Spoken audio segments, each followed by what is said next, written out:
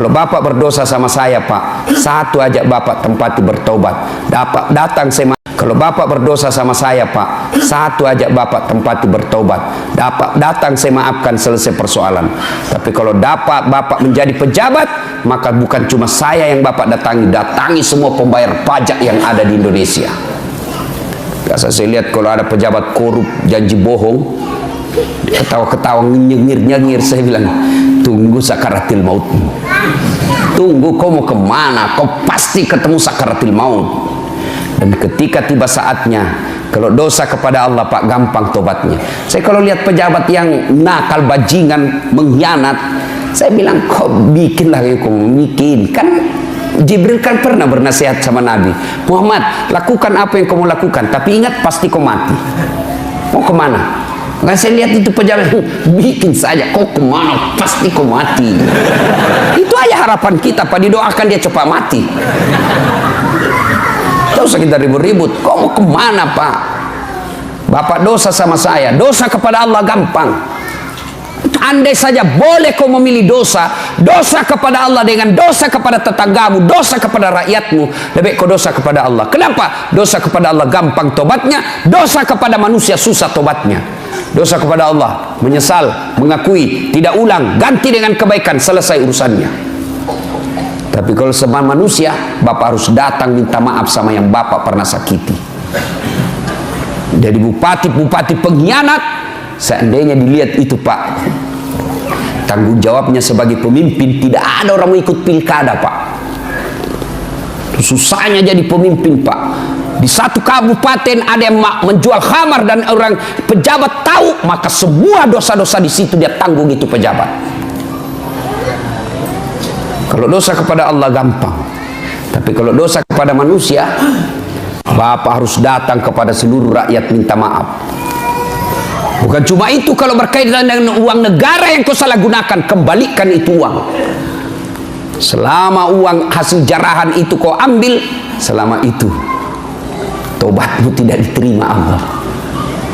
Dan pada saatnya nanti tiba, kita diadili, disuruh pikul itu mereka yang pernah mencuri uang negara. Misalnya pernah korupsi 2 miliar, disuruh pikul itu, Pak, 2 miliar. Kita lewat, ternyata rumahnya mewah, hasil rampok 2 miliar. Dia bilang sama siswaku, sedikit itu 2 miliar Ustaz, dikantongi aja kalau dolar Singapura. Saya aku bayangkan dolar Singapura, memang aku bisa kantongi 2 miliar dolar Singapura, tapi uang koin. Di situ uang koin 2 miliar, berapa karung kopi cilaka. Maafkan, selesai persoalan. Tapi kalau Bapak menjadi pejabat, maka bukan cuma saya yang Bapak datangi semua pembayar pajak yang ada di Indonesia. Biasa saya lihat kalau ada pejabat korup, janji bohong, ketawa-ketawa, nyengir-nyengir, saya bilang, tunggu sakaratil mautmu. Tunggu, kau mau kemana? Kau pasti ketemu sakaratil maut. Dan ketika tiba saatnya, kalau dosa kepada Allah, Pak, gampang tobatnya. Saya kalau lihat pejabat yang nakal, bajingan, mengkhianat, saya bilang, kau bikin lah yang kau bikin. Kan Jibril kan pernah bernasihat sama Nabi, Muhammad, lakukan apa yang kamu lakukan, tapi ingat pasti kau mati. Mau kemana?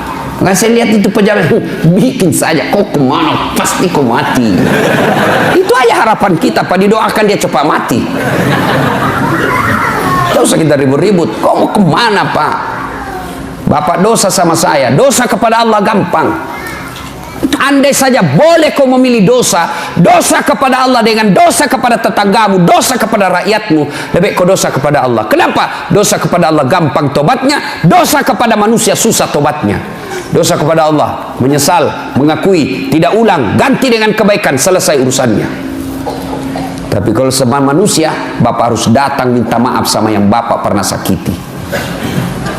Jadi bupati pengkhianat, seandainya dilihat itu, Pak, tanggung jawabnya sebagai pemimpin, tidak ada orang mau ikut pilkada, Pak. Susahnya jadi pemimpin, Pak.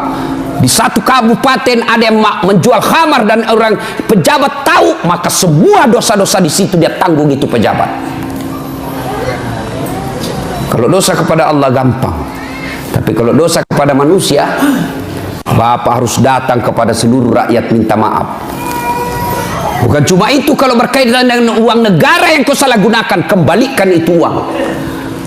Selama uang hasil jarahan itu kau ambil, selama itu tobatmu tidak diterima Allah.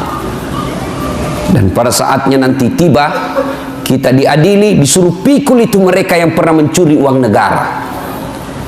Misalnya pernah korupsi 2 miliar, disuruh pikul itu Pak 2 miliar.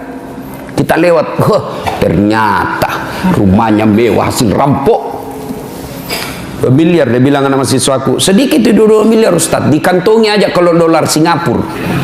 Saya aku bayangkan dolar Singapura, memang aku bisa kantongi 2 miliar dolar Singapura, tapi uang koin.